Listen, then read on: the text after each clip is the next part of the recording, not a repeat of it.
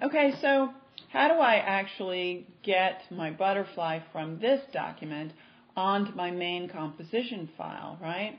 It's really super easy. All you do is grab your Move tool up here in the upper right-hand corner in your Tools palette, and then click and drag that image directly over. Woo, there you go. Okay, now sometimes you might have, you can see up here, this is butterfly.jpg. Sometimes you might have an image that when you click and you drag it over here, it won't drag, and that's very frustrating. The reason is that sometimes your color mode is not of a compatible color mode. For instance, if I'm choosing this butterfly, so I've got him selected, and I go up here to the top and I click on Image to learn a little bit about the image, and click on Mode, I can see the color mode of this particular image is RGB color. Well, let's say that was actually index color, all right? If this was index color and then I tried to drag it over here, it won't drag. You can see I'm dragging it over. And that's because the color mode of these two documents is incompatible. Now you can drag, say, a CMYK image. So if this were CMYK, whoops,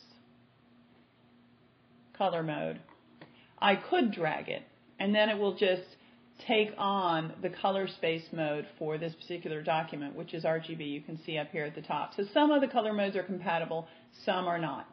All right, now I'm going to go ahead and close that by clicking the little red button in Apple's version.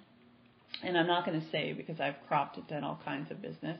And then I'm back here over to my composition. So I've got two butterflies in there. I really only want one. I want this one that's in the back. I don't want this one in the front because we changed his color mode to index, which meant I lost a lot of the color information. Then we changed it again to CMYK, so his color is actually distorted a little bit. So let's keep the one in the back.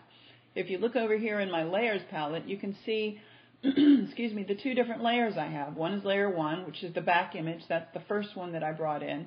And layer 2 is the top image. Again, you can kind of tell the back image and the top image. This one is on top in my layers palette, and it's also on top in my composition. And that's the way layers work in Photoshop. If I wanted to just drag this one underneath, just click and drag, just hold and drag it down there, he then becomes underneath the other one. And that's how layers work in Photoshop.